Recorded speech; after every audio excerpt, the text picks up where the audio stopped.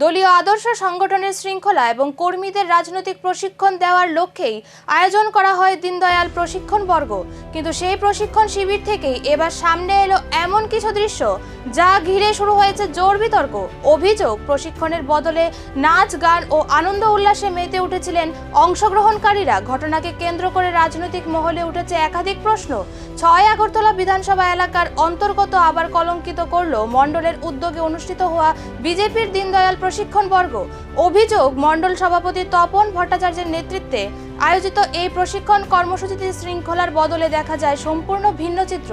সূত্রের দাবি, প্রশিক্ষণ বর্গে মোবাইল ফোন ব্যবহার এবং প্রবেশের ক্ষেত্রে কড়া বিধিনিষেধ থাকার কথা। কর্মীদের মনোযোগ যাতে শুধুমাত্র প্রশিক্ষণের উপর থাকে সেই কারণেই এমন নিয়ম চালন করা হয়েছিল। কিন্তু বাস্তবে দেখা যায় সেই মোবাইল ফোন দিয়েই ভিডিও ধারণ করা হচ্ছে, চলছে নাচ, গান এবং আনন্দ উল্লাসের বিভিন্ন মুহূর্তের রেকর্ডিং।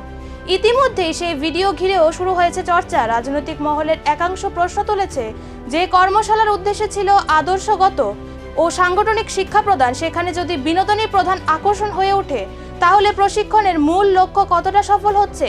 যদিও বিষয়টি নিয়ে এখনো পর্যন্ত আয়োজকদের তরফে কোনো আনুষ্ঠানিক প্রতিক্রিয়া পাওয়া যায়নি, তবে ভিডিও সামনে আসার পর দলের অভ্যন্তরেই নানা প্রশ্ন উঠতে শুরু করেছে বলে জানা যাচ্ছে।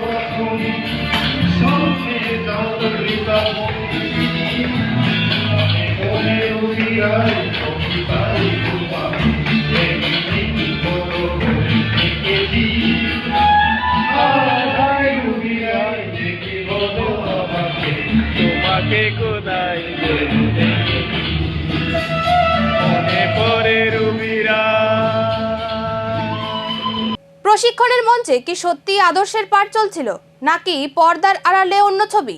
মোবাইল নিষিদ্ধের নিয়ম ভেঙে কারা ভিডিও করলো? দলের শৃঙ্খলা নিয়ে উঠছে প্রশ্ন, নাকি এর পিছনে রয়েছে আরো অন্য কোনো অস্বস্তিকর সত্য?